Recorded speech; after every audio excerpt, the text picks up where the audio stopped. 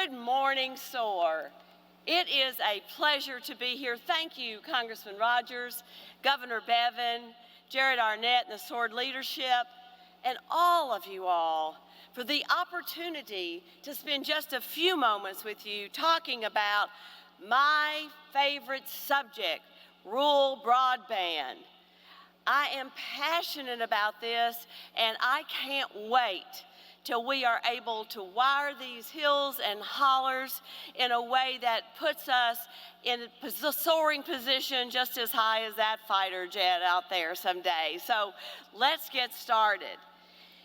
SOAR has laid out a blueprint as to how we are going to shape our Appalachia region.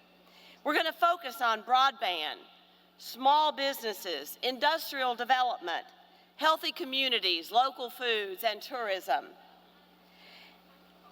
But I'm here to say that none of these will reach their real true potential from an economic impact possibility until we achieve ubiquitous coverage of high-speed broadband connectivity. None of them will go as high as they could soar. As leaders of Eastern Kentucky, you must be armed with the facts. Did you know that small businesses that include our local food markets with high-speed broadband increase their customers and sales by 24%? According to the Strategic Network Group's research?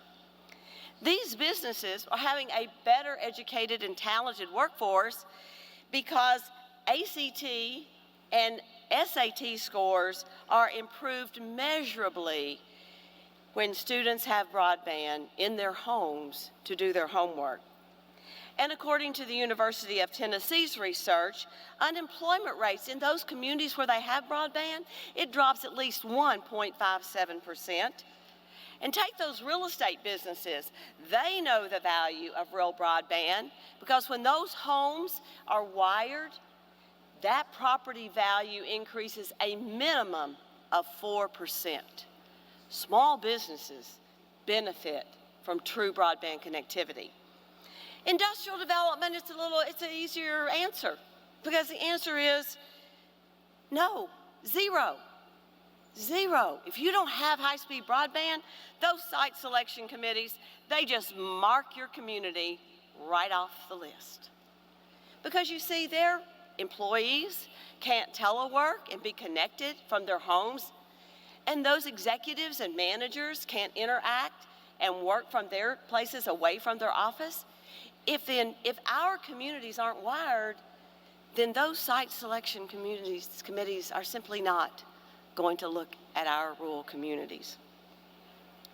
Workforce development research shows that 30% of those surveyed used home online training to complete their education and certification. So for industrial development, we have to have our workforce ready at our sites, ready for them to come and do business in Eastern Kentucky. Healthy communities. In-home health care is an option with last-mile broadband. And if your community hospital does not have telemedicine capacity, it increases the operating cost by $370,000. Tourism. We love tourists and our beautiful Appalachian scenery. But tourists stay 2 to 3 days longer where they know they have access to true broadband. And each tourist, they say, spends $151 a day. So you do the math and see the impact that high-speed connectivity has and has the potential to have on our tourism and our ever-growing, beautiful tourism opportunities. Now, Kentucky Wired's mission was to bring large pipes of broadband and the access to our local communities so that those local leaders and their partners could develop a broadband build-out opportunity in order to achieve these economic benefits. And we've already seen that this, ladies and gentlemen, it's not a pipe dream. It's real. We already have seen right here in Eastern Kentucky where counties and communities have been wired. TeleWorks USDA has created 2,300 remote work jobs, representing $54 million in new wages. Digital careers. They have already helped to create 270 jobs by leveraging technology and connectivity. These successes exist because they had access to true high-speed broadband. So, how do we replicate these successes? Can it be done in all of Appalachia? The Fiber Broadband Association nationally, their research says that we can achieve 90% coverage in the next 10 years. And so, if that is true in America, then I have all the faith in the world that we can do that in Appalachia, Kentucky. But to do that, how much is it going to cost? What do we need to do?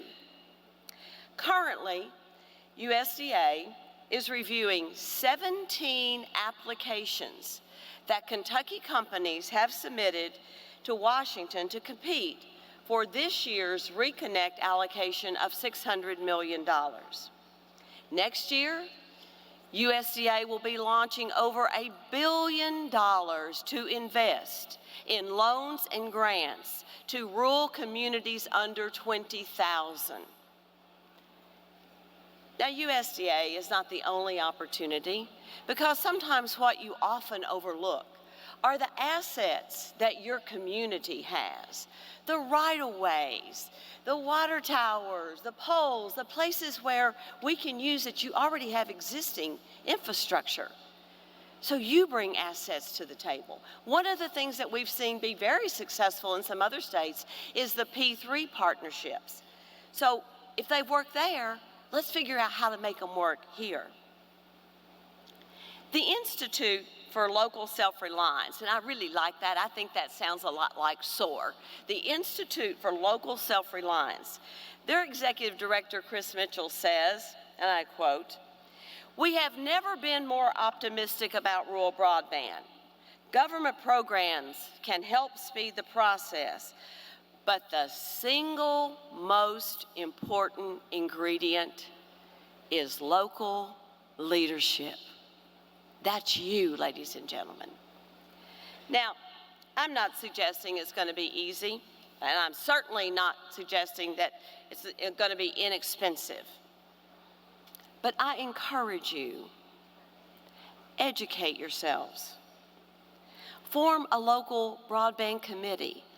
Bring the leadership together around the table in your communities and say, how can we make this happen? And don't forget, on those committees, include a college student, a high school student, our future. Look for partners. You don't have to do this alone. Telecommunication is it's such an industry of technology and fast-paced changes and extremely complicated. So be the catalyst that brings the partners and the experts together. And regionalize. Look at how you can cross those boundaries that so often prohibit us from being stronger together. What is your alternative? If not you as local leaders, who will get it done? Strategic Networks Group, back in 2012, came into Kentucky, conducted a statewide research project, and they reported that 46.6, almost 50%, of our businesses and organizations in the Commonwealth had upload speeds of less than 768 kilobits per second. They also said that 75%, actually it was a little bit more, 76.6% of our businesses said broadband was essential for them to remain in business. So Kentucky Wired was developed to address these gaps and to bring this middle mile of large capacity at a more affordable price to our rural communities so that our rural communities could take advantage of that access. The next speaker is going to talk about 2 new rings, and those 2 rings touch 38 counties here in Appalachia, Kentucky. So I said to our strategic network group, what would happen if just those 38 counties went home today and started working with their partners and their citizens to take advantage of Kentucky Wire's bandwidth? What would that do for those 38 counties?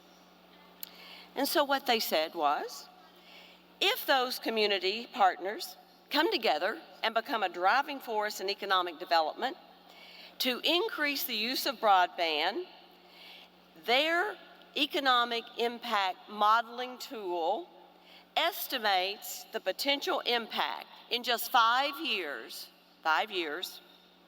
for just those 38 communities, 1,150 additional jobs, $76.4 million in gross domestic product increase, and $2.8 million increase in annual state and local income taxes. Ladies and gentlemen, what are we waiting for? Let's get started and soar. Thank you very much.